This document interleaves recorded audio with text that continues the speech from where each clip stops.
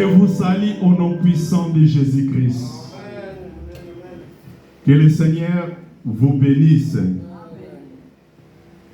Nous allons lire la parole du Seigneur.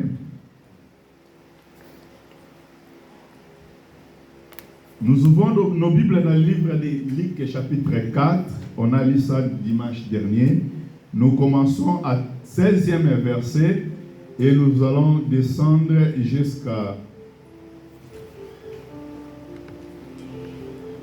verset 27.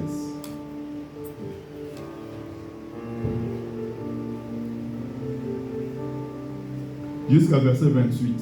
La Bible dit: il s'est rendu à Nazareth où il avait été élevé, et selon sa coutume, il entra dans la synagogue le jour du sabbat.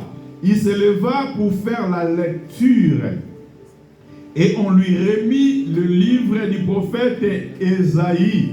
L'ayant déroulé, il trouva l'endroit où il était écrit: l'Esprit du Seigneur est sur moi, parce qu'il m'a oint pour annoncer une bonne nouvelle aux pauvres.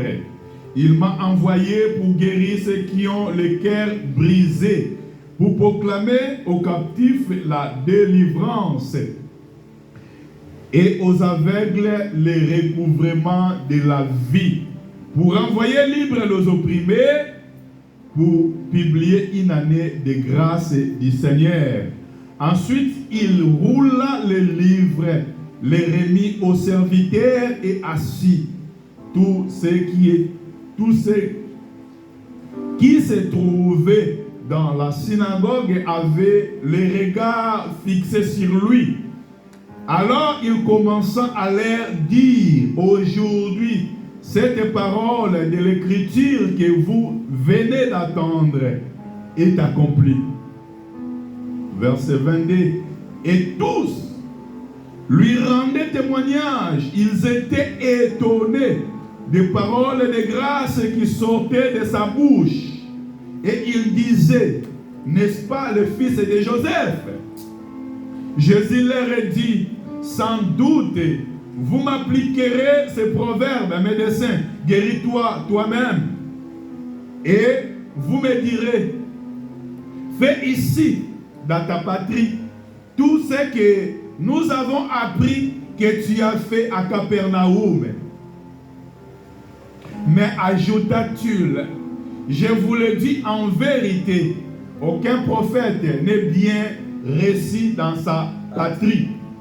Je vous le dis en vérité, il y avait plusieurs veuves en Israël du temps d'Élie, lorsque le ciel fut fermé 3 ans et 6 mois, et qu'il y ait une grande famille sur toute la terre. Et cependant, Élie ne fut envoyé vers aucun d'elles, si ce n'est vers une femme veuve, à Sarepta, dans la maison de Sidon. Il y avait aussi plusieurs lépreux en Israël du temps d'Élisée, le prophète. Et cependant, aucun d'eux ne fut purifié, si ce n'est Naaman le Syrien.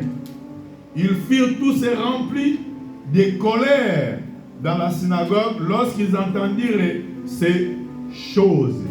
Que le Seigneur ajoute l'explication à la lecture de sa parole. Ce matin, nous voulons parler sur la foi de la veuve de Sarepta et la foi de Naaman le Syrien. Amen. Nous voulons parler de la foi. Mais la foi de qui? La foi de veuve de Sarepta et la foi de Naaman le Syrien. Pourquoi ce matin je voulais parler de la foi? Parce que dimanche dernier on avait annoncé, on a 3 jours de prière ici à l'église, des jeûnes. On a jeûné vendredi, samedi et aujourd'hui dimanche. On va arrêter là quand nous allons terminer quand nous allons finir notre culte. C'est-à-dire, on a décrété ce temps de prière pour chercher Dieu. Parce que dans nos vies, on a des soucis, on a des difficultés. Bien aimé dans le Seigneur, dans la vie, il n'y a aucun homme qui n'a pas de problème dans sa vie. Amen. Nous sommes remplis de problèmes. Nos entourages, dans nos familles, dans nos lieux de travail, partout où nous sommes, il y a beaucoup de problèmes, il y a beaucoup de combats, il y a beaucoup de choses. Or, un enfant de Dieu, le seul lieu de refuge, le seul lieu où il cherche sa force, c'est dans la prière. Que le Seigneur nous bénisse. La raison pour laquelle le roi David, il déclarait, je lève mes yeux vers ma famille. C'est là où vient mon secours. Oh, mais c'est comme ça, non? Non. Je lève mes yeux vers mes amis parce qu'ils m'aiment beaucoup. Parce que c'est eux qui peuvent porter les secours dans ma vie. Non. C'est pas ça. Non. C'est moi qui ai mis mal. Oh, c'est... Que le Seigneur nous bénisse. Amen. Que le Seigneur nous bénisse. Bien-aimé dans le Seigneur. Bien-aimé David, il dit, je lève mes yeux vers d'où viendra mon secours. Les montagnes, c'est là où en Israël, le peuple, il allait chercher Dieu. Dans la montagne, c'est là où aussi Dieu a parlé avec Moïse. Que le Seigneur nous bénisse. Amen. Dieu, chaque fois, il appelait Moïse, viens. Moïse, il montait dans la montagne. Et là, c'est là où Dieu communiquait avec Moïse. C'est là où Dieu parlait avec Moïse. Et dimanche dernier, je vous ai dit, Dieu lui-même, il avait dit, quand il y aura des prophètes au milieu de vous, il n'y aura pas un prophète comme Moïse.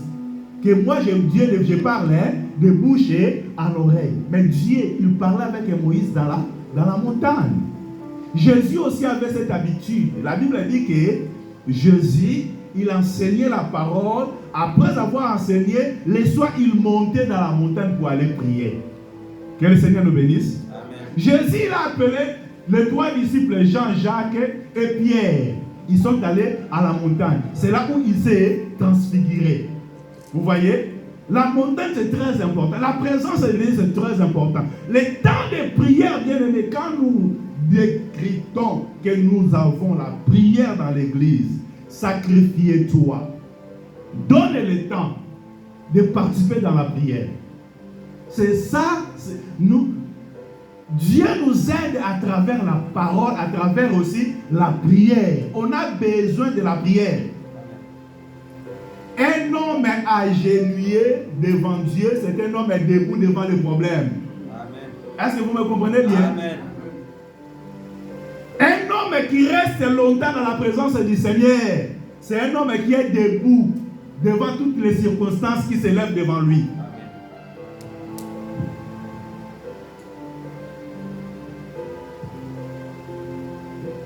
Mais quand nous venons devant le Seigneur, il y a quelque chose aussi que Dieu attend de nous. Vous savez, quand Jésus, les gens qui venaient devant le Seigneur, souvent ils disaient que ta foi t'a sauvé. Ta foi t'a sauvé. Ta foi t'a sauvé. Ok? Pourquoi ils disaient ça? Parce que dans la vie spirituelle, dans la vie, dans les choses spirituelles, pour que quelque chose se déclenche, ça demande la foi de la personne qui vient chercher. Est-ce que vous me comprenez bien? La grâce de Dieu peut être là. Mais pour que la grâce de Dieu là soit partagée de ta vie, ça dépend de ta foi. C'est pour cela que c'est Jésus qui a donné ces leçons. Il a dit, il y en a beaucoup de veuves en Israël, mais ils n'ont pas obtenu la grâce. Il y avait beaucoup de lépreux en Israël, mais ils n'ont pas obtenu la grâce. Mais il cite seulement le nom de deux personnes, la veuve de Sarepta et Naaman, le Syrien. Les deux là ne sont pas les Israélites. Donc, ce ne sont pas les enfants d'Israël. Sont des étrangers dans les choses de Dieu. Naaman, il était un Syrien. Il ne connaissait pas Dieu. Il ne croyait pas à Dieu. Oui, il a entendu parler de ce Dieu-là. Parce que même la fille, qu'elle était dans sa maison, elle a parlé aussi de Dieu. Ok? Mais Naaman, sa foi ne reposait pas à ce Dieu-là. Mais comment quelqu'un qui ne croit pas à ce Dieu-là, il peut obtenir quelque chose entre la main de ce Dieu? C'est ça le problème. Et la Bible dit ici Jésus. La Bible dit quoi? Jésus, il s'est rendu là où il était élevé, là où il était grandi. C'est-à-dire, les gens qui connaissaient bien Jésus, Jésus il s'est rendu là-bas. Quand il arrive là-bas, Jésus entre dans la synagogue. Il rentre dans les lieux de culte. Et quand il rentre là, ils ont donné à Jésus un rouleau de prophète Ésaïe. La Bible dit, Jésus a pris ce rouleau, il a déroulé jusqu'à ce qu'il est allé dans le livre où la parole dit que l'Esprit du Seigneur est sur moi. L'Esprit du Seigneur est sur moi. Pourquoi l'Esprit du Seigneur est sur lui? Mais c'est où? C'est là où il était grandi. Les gens qui le connaissaient bien. Les gens qui le connaissaient bien. Qu'il a vu comment Jésus grandissait. Ils ont dit comment Jésus marchait avec ses parents. Ils ont vu comment il était petit jusqu'à ce qu'il est devenu. Parce que là, il était déjà à l'âge de 30 ans.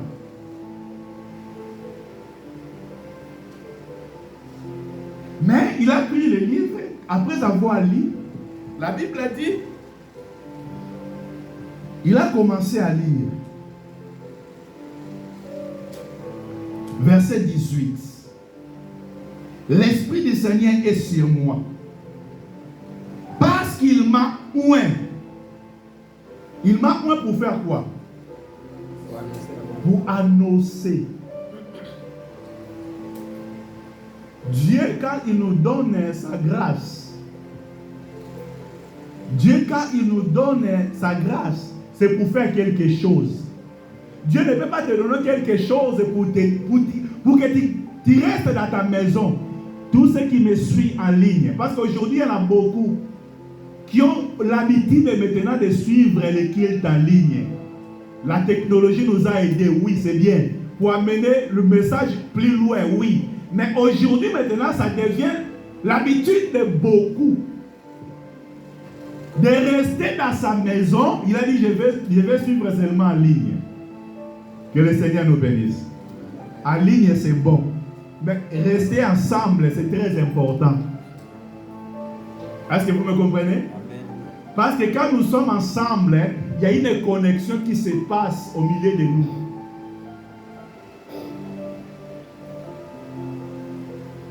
Dieu ne donne pas quelqu'un la grâce pour qu'il garde ça. Vous savez, Jésus a donné parabole de l'homme qui voyageait. Avant de voyager, il appelle ses serviteurs pour confier les dons. Est-ce que vous avez dit ça? Il a donné les dons. À la première personne, il a donné 5 talents. À la deuxième, il a donné 3 talents. Et à la troisième, il a donné 1 talent. Ceux qui avaient reçu les 5, il a travaillé encore plus. C'était 5 est devenu combien? 10. Ok? Mais le dernier qui avait reçu 1 talent, il a pris ce talent, il est allé garder ça. Il a dit non, je ne peux pas utiliser ce talent. Je connais mon maître, il a beaucoup de rigueur. Si j'utilise ce talent et j'arrive à perdre ça, quand il va venir, il va me condamner. C'est mieux que je garde le talent qu'il m'a donné. Le Seigneur nous bénisse. La Bible dit que quand le chef, quand le maître est venu, il a taxé ses serviteurs comme un méchant serviteur. Il a dit, pourquoi tu as récupéré mes talents? Il fallait que tu laisses, je donne aux autres afin qu'ils multiplient ça. Il met ça en travail. Que le Seigneur nous bénisse. Amen. Nous sommes appelés pour travailler. Il faut travailler sans relâche. Travailler pour gagner le pain, c'est bien. Travailler aussi pour la vie éternelle. La raison pour laquelle vous me verrez toujours dans le travail. Jour et nuit, je suis là. Qu'il plaît, qu'il neige, je suis là. Que le peuple vienne beaucoup ou non, je suis là. Que le Seigneur nous bénisse. Amen. Je connais les talents que le Seigneur m'a donnés. Mais ça fait quand même triste. Il y a un moment, ça fait triste. Aujourd'hui, quand je suis réveillé, pendant que je me préparais, mon épouse, il vient me dire, j'ai eu un songe pour toi. J'ai dit, le songe est quoi? Il a dit que je vis, tu avais donné un matelas d'une personne à quelqu'un, qu'il manquait le matelas. Tu lui donnes le matelas avec des protections bien. Mais le jour de remettre la matelas que tu as donné, c'était rempli de crachats. Dans les matelas, partout. Donc, tu ne peux pas même toucher à ça. Ça peut dire quoi? Elle m'a demandé, est-ce que tu as l'explication? Le Seigneur m'a donné l'explication, je n'ai pas dit. J'ai gardé. J'ai dit non, je n'ai pas encore l'explication. Est-ce que quelqu'un ici peut m'expliquer à ça? Je vous donne la parole. Oui, maman. Oui. Amen.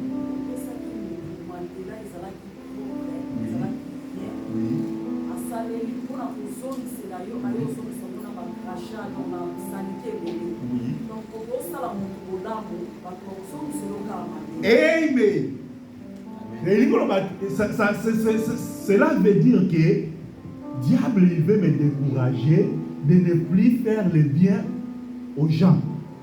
C'est ça aussi ce qui m'arrive. Mais la Bible dit c'est lui qui fait le bien qu'il continue à faire le bien. C'est lui qui fait le mal aussi continue à faire le mal. Est-ce que vous me comprenez? Je ne peux pas. Dieu m'a donné une grâce. Dieu m'a donné des capacités pour aider les autres. Donc, ce que vous avez vu, c'est un service que je suis en train de rendre aux autres. Dieu m'a établi comme un serviteur pour servir les autres. Mais je ne peux pas attendre leur retour. Est-ce que vous me comprenez bien? C'est Dieu qui me donnera le retour. C'est pour cela que je n'attends pas le bienfait que je fais aux hommes qu'il me rend encore pareil. Non. Je fais ce que Dieu m'a permis, ce que Dieu m'a permis toujours à faire. Je peux le faire. Mais je vous dis, si c'était que pour récolter ce que les hommes rendent, je pourrais plus faire. Parce que la déception pour moi ça devient quotidien. La déception ça devient quotidien. Ça devient comme l'eau à boire. Mais je continue l'œuvre du Seigneur, je continue à servir le Seigneur. Et je sais, le Seigneur qui nous sert, vouloir ou pas, la Bible dit il ne reste pas avec dette de quelqu'un. Est-ce que vous me comprenez bien? Amen. Je suis allé là-bas pour dire que nous sommes appelés de servir. N'attendez pas que les hommes te rendent le bien que tu as fait. Le Seigneur, il faisait le bien. La Bible dit, le verset qu'on a lu avant d'arriver là-bas, le Seigneur Jésus, après avoir été tenté, la Bible dit que les renommées étaient répandues partout. Pourquoi? Les renommées c'était de quoi? Du travail, les bienfaits qu'il faisait. Que le Seigneur nous bénisse. L'Esprit du Seigneur est sur moi, car le Seigneur m'a oint pour annoncer Nous sommes appelés à travailler, bien-aimés. Travailler pour gagner le pain, c'est bien. La Bible dit celui qui ne travaille pas, qui ne mange pas, non plus. Le Seigneur nous bénisse. Amen. Mais travailler aussi pour les choses de Dieu. Moi, ça m'étonne quand quelqu'un m'a dit que moi, je viens à l'église seulement pour prier, je retourne.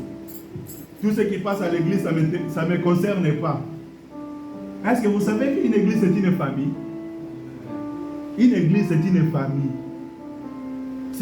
Maintenant, quelqu'un qui vient dans la famille, il a dit que tout ce qui se passe dans la famille, ça ne me concerne pas. Est-ce que c'est normal? Que le Seigneur nous bénisse. Je vais insister beaucoup sur le travail.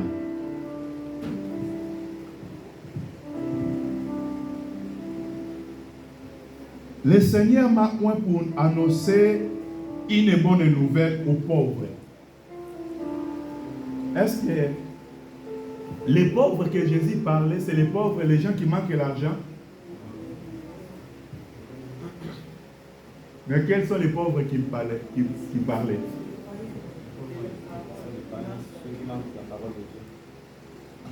Les pauvres en esprit, selon Matthieu, il a dit ça aussi Matthieu 5. Si vous allez lire les serments de Matthieu 5, il a parlé, et les pauvres en esprit. Mais vous savez qu'aujourd'hui, il y en a beaucoup aussi qui sont riches en esprit. Les pauvres en esprit, il y en a riches en esprit. Ce qui a fait que Jésus parle qu'il y avait beaucoup de veuves en Israël. Mais c'est la veuve de Sarepta qui avait trouvé grâce. C'est-à-dire, tous les veuves d'Israël, ils étaient des riches. Est-ce que vous m'avez compris? Les veuves qui n'ont pas obtenu quelque chose devant le Seigneur, ils étaient des riches. Il a dit, il y avait beaucoup de lépreux en Israël, mais c'est Naaman le Syrien qui avait trouvé la grâce. Cela veut dire que tous les lépreux qui étaient en Israël, ils étaient des riches en esprit. Amen.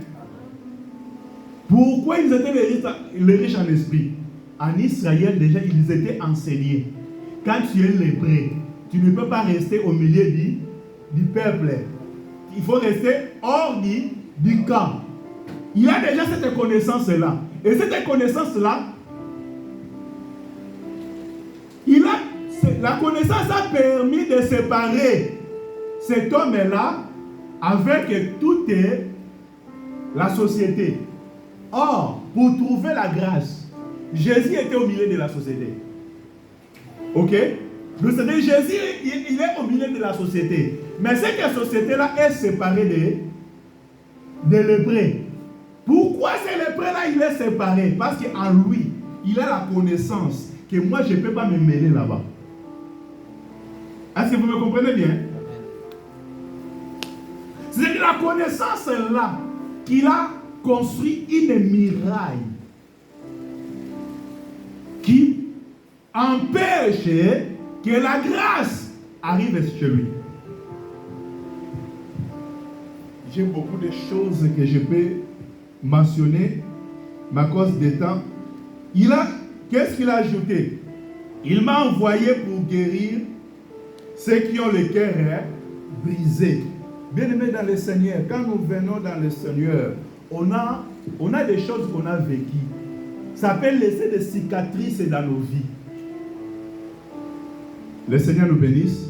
Le monde que nous vivons, le monde que nous habitons, il y a des choses. Vous savez, la Bible dit qu'il y avait un homme qui a quitté Jérusalem. Qui a quitté Jérusalem pour diriger vers Jéricho. Amen. La Bible dit que pendant son voyage, il y a des brigands qui sont lancés sur cet homme. Que le Seigneur nous bénisse. Il a quitté où? Jérusalem. Jérusalem, c'est quelle ville? C'est ville de paix. Que le Seigneur nous bénisse. Jérusalem, c'est ville de paix. Mais lui, il quitte maintenant la ville de paix règne la paix, il va aller diriger vers Jéricho. En Jéricho, c'est la ville où Josué avait maudit. Est-ce que vous me comprenez bien? Mais cet homme, maintenant, il quitte Jérusalem pour diriger vers Jéricho. Et pendant qu'ils allaient à Jéricho, il y avait des brigands qui sont lancés sur lui. La Bible dit qu'ils ont frappé cet homme et demi mort. Donc, ils ne devaient pas achever cet homme. Parce que le Seigneur était encore avec cet homme. Mais néanmoins, la Bible dit que comme il a abandonné la ville de paix pour se diriger vers Jéricho, il faut avoir des brigands au cours de la route. Vous savez, si je peux aller dans la révélation, je peux dire que le Jérusalem, c'est l'éternité où on était avec Dieu. Jéricho, c'est le monde où nous sommes venus. Quitter l'éternité pour arriver à ce monde, on a des brigands. Les brigands qui avaient frappé Adam. Et ces brigands-là aussi, nous tous, nous étions en Adam. Est-ce que vous me comprenez bien? Quand Adam était frappé, nous aussi, on était frappés avec Adam. C'est pour cela que nous sommes nés. Notre nature, c'est une nature adamique. C'est une nature du péché. Est-ce que vous me comprenez bien? C'est-à-dire, nous sommes ceux que nos cœurs sont brisés. Jésus, il est venu pour guérir ceux qui ont des cœurs brisés. Tout homme qui est né de la femme a le cœur brisé. À cause du péché qui habite en nous. La raison pour laquelle, dans le livre de Romains chapitre 7, bien-aimé Paul, ils disent: malheur à moi misérable que je suis, qui peut me délivrer de ce corps du péché? Que le Seigneur nous bénisse. Que le Seigneur nous bénisse. Personne ne peut dire que moi je suis saint, je suis parfait devant le Seigneur. Non, quand nous venons devant le Seigneur, nous venons avec nos faiblesses. C'est le Seigneur qui est venu pour nous aider. Tu ne peux pas aussi venir à l'église parce que tu es faible. Non, viens. C'est le Seigneur qui répare. Est-ce que vous me comprenez bien? La Bible dit, Jésus est venu pour guérir les cœurs brisés. Je ne sais pas ce matin aussi, comme le Seigneur nous a donné ces paroles, si ton cœur est brisé ce matin, laisse que la parole de ce soir console ton cœur. Laisse que la parole de ce soir répare tous les brisements qui se trouvent dans ton cœur au nom de Jésus. Il ajoute verset 19 pour proclamer aux captifs la délivrance. On a vu la femme qui venait à l'église, dans la synagogue, prier, mais elle avait le dos courbé. Mais le Seigneur, quand il est venu, le Seigneur, quand il est rentré, il a touché le dos de cette femme. C'est-à-dire la volonté du Seigneur. Le Seigneur ne veut pas que nous restons toujours liés, possédés. Bien aimés dans le Seigneur, il y a des gens aujourd'hui, ils font des mauvais songes.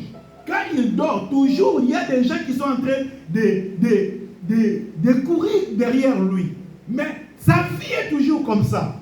Il reste toujours comme ça. Mais le Seigneur, il est venu pour nous rendre libres. Il y a des gens, le travail ne marche pas, les choses ne marchent pas. Mais ils trouvent que c'est normal. Bien aimé dans le Seigneur est venu pour délivrer ceux qui sont des captifs. Pour proclamer aux captifs la délivrance. Non seulement proclamer aux captifs la délivrance, et aux aveugles les recouvrements de la vie. Les recouvrements de la vie.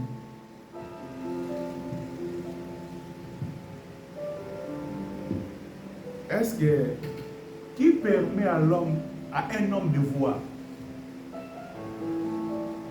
Si tu vois, Tu vois à travers quoi? Les yeux. Avec tes yeux là, si on te met dans une chambre qui est noire, tu vas voir tes yeux ouverts, mais dans une chambre qui est vraiment tout noir. Est-ce que tu vas arriver de voir? C'est-à-dire, ce n'est pas les yeux. C'est-à-dire, pour voir, ce n'est pas les yeux qui permettent à une personne de voir.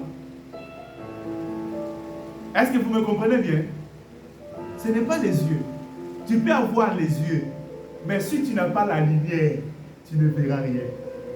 Est-ce que quelqu'un m'attend me comprend ce matin? C'est la lumière qui nous aide à voir. Or, la lumière, Jésus, il parle, il a dit que je suis la lumière. Hein? Celui qui me suit ne marchera pas dans les ténèbres. C'est-à-dire, si tu veux voir, il faut avoir Jésus dans ta vie.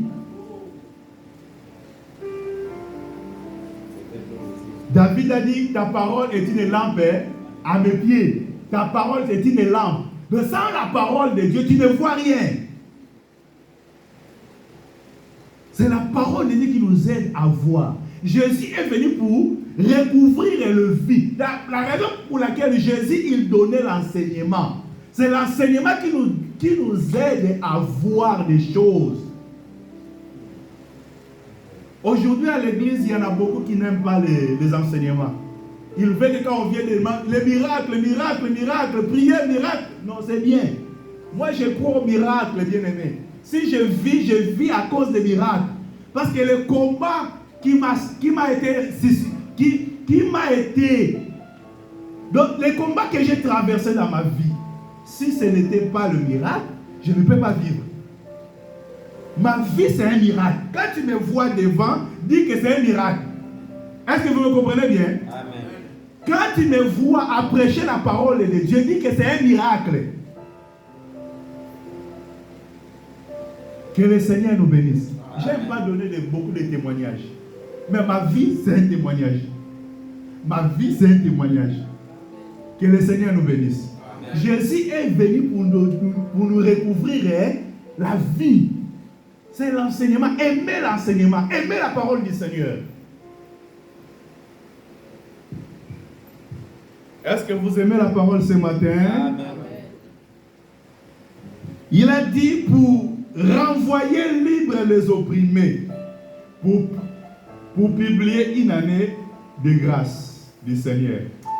Est-ce que si je vais aller, je suis dans la doctrine, hein, je ne vais pas prendre la révélation, la prophétie. On va prendre beaucoup de choses. Parce que quand il parle d'une année de grâce là, l'église nous traversons une année de grâce. Est-ce que vous me comprenez? Une année de grâce là, c'est ça le temps que nous traversons l'église. On a seulement une année.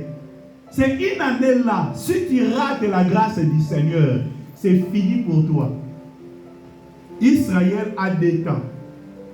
Hier et demain. L'église a un seul temps. Aujourd'hui. La Bible dit aujourd'hui, si attend la voix de Dieu, n'endurcissez pas. Hébreux chapitre 4. Israël a des temps.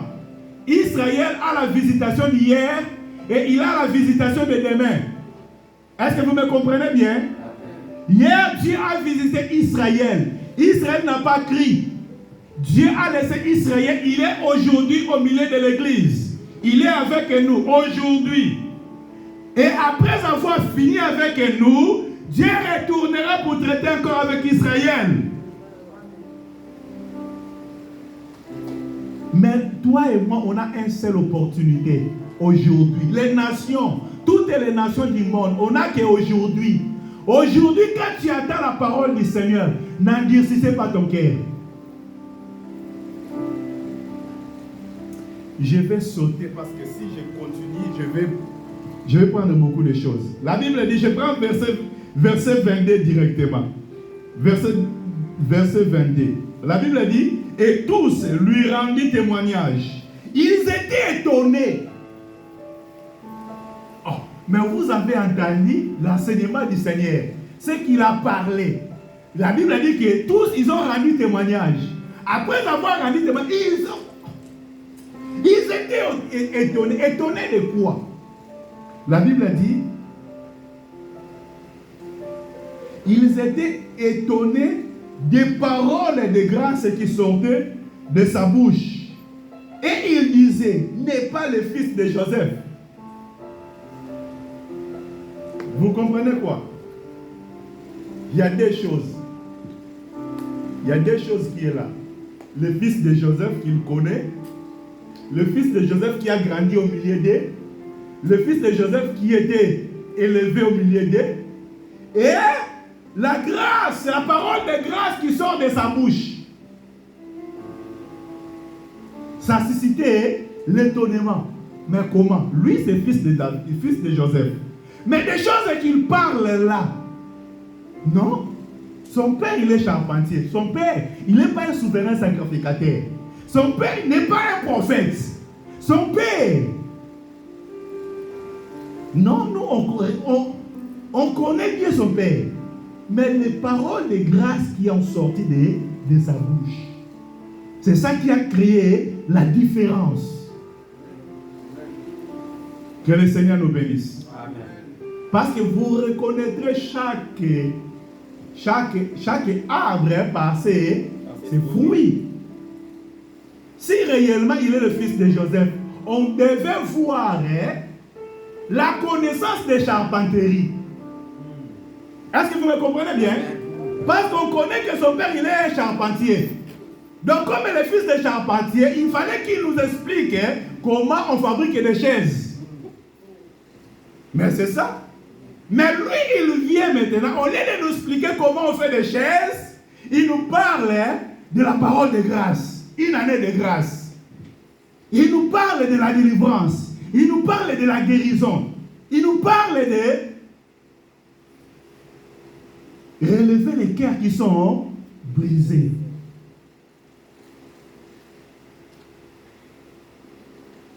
J'aime la parole de Dieu et j'aime la précision de la Bible. S'il y en a beaucoup qui ne croient pas à la Bible, moi je crois à la Bible. Parce qu'un homme ne peut pas parler comme avec des précisions qui se trouvent dans la Bible. Un homme, quand il parle, vous trouverez il y a des contradictoires. Ok? Il y aura des contradictions. Mais la Bible, quand la Bible parle, il y a des précisions. Ce n'est pas un homme, c'est Dieu qui parle. La Bible, c'est la parole de Dieu. Est-ce que vous me comprenez bien? Aimez la Bible, lis la Bible chaque jour. Prendre le temps de méditer la Bible. Dieu a dit à Joseph que ce livre de la loi ne s'éloigne pas de ta bouche. Médite-les jour. Et alors tu auras quoi? Le succès. Mais aujourd'hui nous voulons voir le succès. Nous voulons réussir dans tout ce qu'on fait. Mais loin de la Bible. Loin de la parole du Seigneur. Je ne sais pas. Là c'est la magie. Là c'est la magie. Moi je sais. Quelqu'un qui marche avec Dieu, il faut qu'il marche avec la parole de Dieu. Si tu ne marches pas avec la parole de Dieu et tu es en train de réussir, c'est la magie. C'est la magie, oui. Mais il y a beaucoup de magie. Il y a magie noire, magie blanche, magie noire et orange. Il y a beaucoup de magie. Il y a de magie. Verset 23, bien aimé, écoutez la parole du Seigneur. Verset 23. Jésus répondit, dit. Pendant qu'ils étaient étonnés, dans l'étonnement, Jésus répond, donne la réponse, la précision. J'aime la précision de la parole. Oh, Jésus dit quoi? Dit, sans doute, vous m'appliquerez ces proverbes. Sans doute, vous m'appliquerez ces proverbes. Quel est ce proverbe? Médecin, guéris-toi toi-même. Et vous me direz, faites ici, dans ta patrie, tout ce que nous avons appris que tu as fait à Capernaum. Ah, donc, Jésus à Capernaum, il a fait de grandes choses. Il a fait beaucoup de choses. Mais dans sa patrie, il n'a rien fait. Hein? C'est ça, non? Jésus, là où il était grandi, il n'a rien fait. Les gens ils vont dire non, c'est un méchant. Mais comment? Même aujourd'hui, tu deviens un ministre. Hein? Je vais expliquer ça dans les choses physiques comme ça. Tu deviens un ministre dans un gouvernement et dans la commune où tu étais né, où tu es grandi, tu n'as rien fait. Mais ils ont dit que dans l'autre commune là, tu as fait il y a les immeubles là-bas. Les gens vivent bien. Tu as mis des conditions de choses. Mais là où tu étais né, il n'y a rien. Qu'est-ce qu'ils vont dire? Hein? La réponse des hommes, ce sera comment? Les raisonnements des hommes.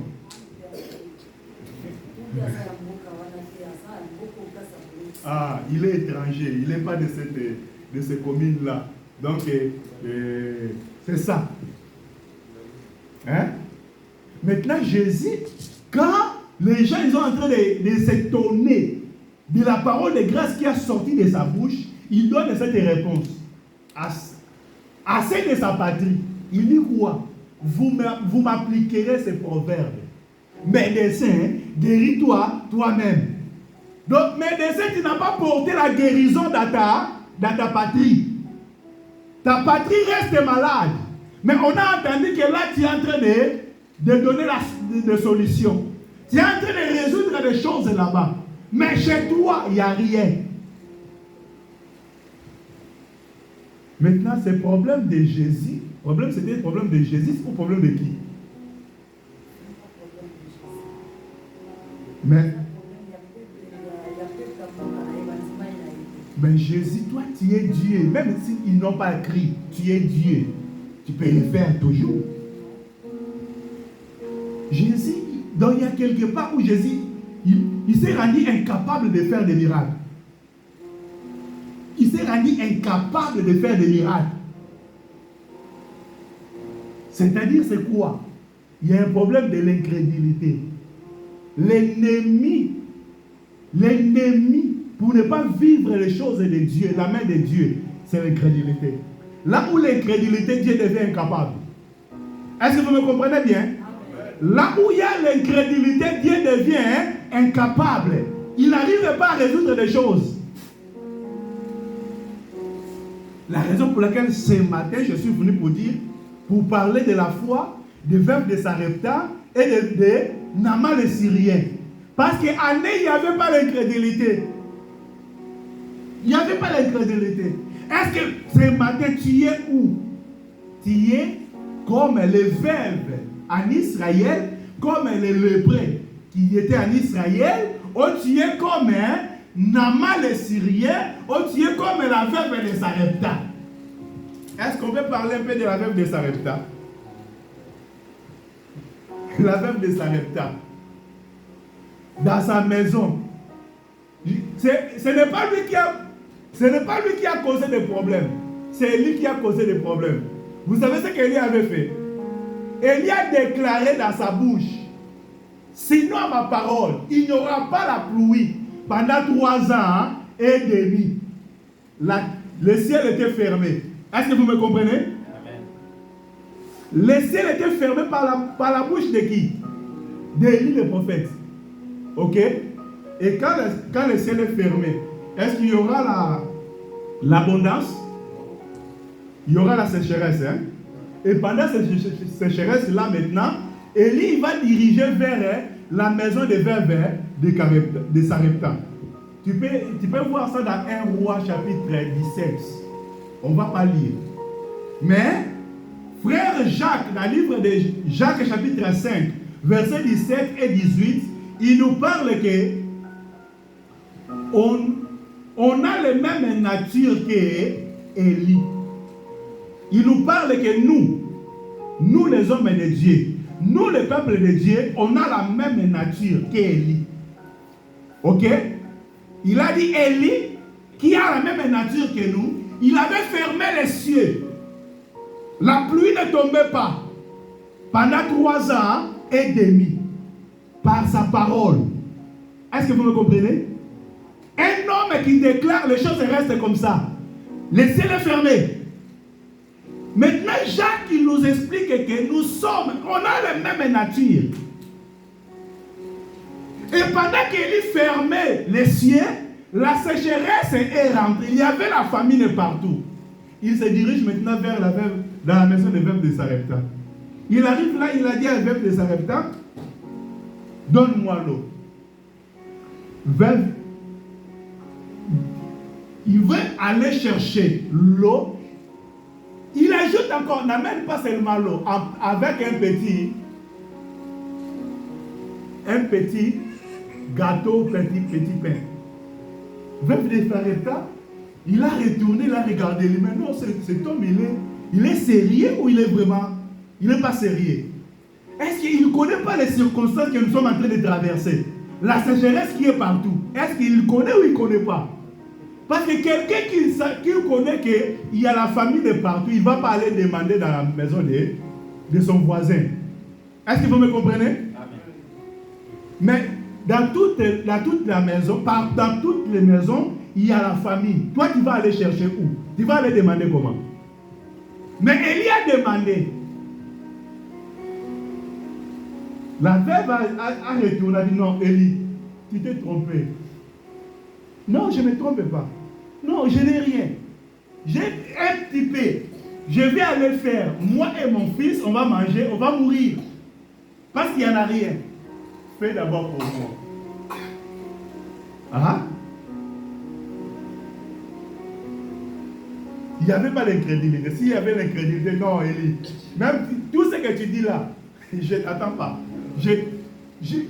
Avec la famille qui traverse déjà 3 ans et demi. Non, non, je ne donne pas.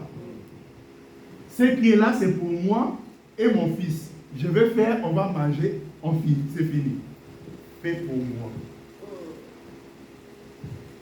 Il a fait, la femme a fait, il sert Élie, Élie l'a mangé. Après avoir mangé, la Bible dit dans cette maison-là, il y avait la nourriture. Pendant tout le temps de la famille, cette maison-là, il y avait la nourriture. Aujourd'hui, on a le véritable Élie au milieu de nous. L'Élie, là, il est au milieu de nous. La raison pour laquelle la nourriture ne manquera jamais. L'église du Seigneur, parce que l'Élie, c'est le Seigneur Jésus. Vous savez, quand Jésus s'est transformé dans la montagne de transfiguration, il y avait Élie à côté et Moïse à côté. Ok? Et après, les deux, ils étaient où? Ils ont entré en lui. Pour expliquer que moi, je suis Élie, moi, je suis Moïse. Que le Seigneur nous bénisse. Amen. Tous les prophètes, ils représentaient Jésus. Aujourd'hui, on a l'Élie au milieu de nous. Amen. La raison pour laquelle l'abondance, l'épée ne manquera jamais dans notre maison. Amen. Que le Seigneur nous bénisse. Amen. Naaman, c'est lui qui a frappé Israël. C'est lui qui a frappé Israël. Parce qu'il était général. Il a mené captif un petit, sans force. Mais ce petit-là, elle annonce la parole. De dire quoi? En Israël, il y a un prophète. Si tu pars là-bas avec ta maladie, tu seras guéri. Est-ce qu'il va écouter? C'est moi qui ai frappé votre ville. Et le prophète, il était où? Quand on a frappé votre ville, toi, tu es chez moi, tu es un esclave. Prophète, il était où? Il n'a rien vu. Est-ce que vous me comprenez? Naaman, il pouvait dire ça, comme ça. Mais non, ce que tu dis là, c'est... Tu parles de choses qui n'ont pas la tête. C'est moi qui étais devant. On a frappé votre ville. Le prophète, il était dedans. Votre roi, il était dedans. Et toi, je t'ai pris là comme captif. Qu'est-ce que tu vas m'enseigner? Rien. Que le Seigneur nous bénisse. Amen. Mais Naaman, quand il a entendu, il n'a pas discuté, non. Il est allé dire au roi, la fille qui est chez moi, regarde ce qu'il a dit. Roi, oh ça va, c'est pas de souci. Je vais faire une lettre, je vais envoyer devant le roi, ils vont te guérir. Et dans Naaman, il prend la lettre. Quand il a pris la lettre là, la lettre parle de quoi? De sa guérison. Ok? La lettre qui est apportée là, c'est sa guérison. Donc s'il jette sa lettre là, sa guérison, il a jeté aussi sa guérison. Mais s'il garde la lettre, il garde aussi sa guérison. Ta guérison, ça se trouve dans la lettre que le Seigneur nous a donnée. Si tu gardes ça, c'est ça ta guérison. Si tu jettes ça, c'est ça aussi ta guérison. Que le Seigneur nous bénisse. Il ne faut pas être trop incrédule par rapport à ce qui est écrit. Ce n'est pas toi qui as écrit. Amen. Il y a des gens qui avaient les incrédules par rapport à ces écritures. Que le Seigneur nous bénisse. Naaman, il a crié. Il a crié. Comme ils ont dit qu'il y a un prophète là-bas. Donc c'est-à-dire, si on a frappé ces peuples-là, c'est Dieu qui avait permis. Ok? C'était la pensée de Dieu. Mais là, il y a aussi ce que la fille a dit, il y a la vie là-bas. Il arrive jusque-là. Vous voyez? C'est ça l'absence de l'incrédulité. Malgré quand il est arrivé, il attendait quand même un protocole. Et parce qu'il est quand même général. Il attendait un protocole. Vous voyez? Il a crié. Mais quelque part, la faiblesse de l'homme aussi, il y en a toujours. Hein? Moi, je pensais qu'il va m'accueillir parce que je suis un homme d'honneur quand même. Mais j'arrive là, il ne veut même pas me voir. Il envoie quelqu'un. Dit à lui, pour aller se jeter aujourd'hui. Que le Seigneur nous bénisse. Amen. Mais vous verrez que, même que la parole était dite, il est arrivé jusqu'à faire quoi? À obéir à cette parole-là. Il s'est jeté cette fois, selon la parole de l'homme et de Dieu. Il n'a pas détourné ni à gauche ni à droite. 7 fois. Ni 8 fois, ni 9 fois, 7. Aujourd'hui, il y a des experts qui connaissent plus que Dieu lui-même. Là où Dieu a dit que c'était comme ça, lui a dit non, moi je veux comme ça. Non, ça ne marche pas. Avec le Seigneur, ça ne marche pas. Avec ma foi aussi, ça ne marche pas. Est-ce que vous me comprenez? Nous allons respecter ce que Dieu a dit. La Bible dit, après avoir Jésus dit ces choses-là, il a lu les 2 personnes-là. Après avoir lu ces 2 personnes-là, verset 28, la Bible dit que tous les gens qui ont écouté, ils étaient contents. Verset 28. Lis verset 28. Luc 4, 28. Hein? Ils étaient contents. Ils étaient contents? Leur attitude était comment? Hein? Il était rempli de colère. Pourquoi il était rempli de colère? Jésus a donné la réponse. Mais pourquoi ils étaient remplis de colère?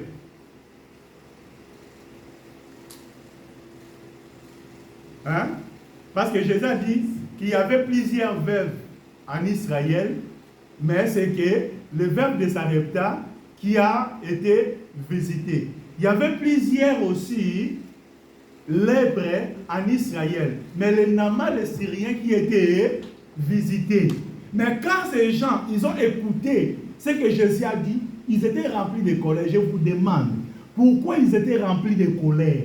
Leur compréhension était comment?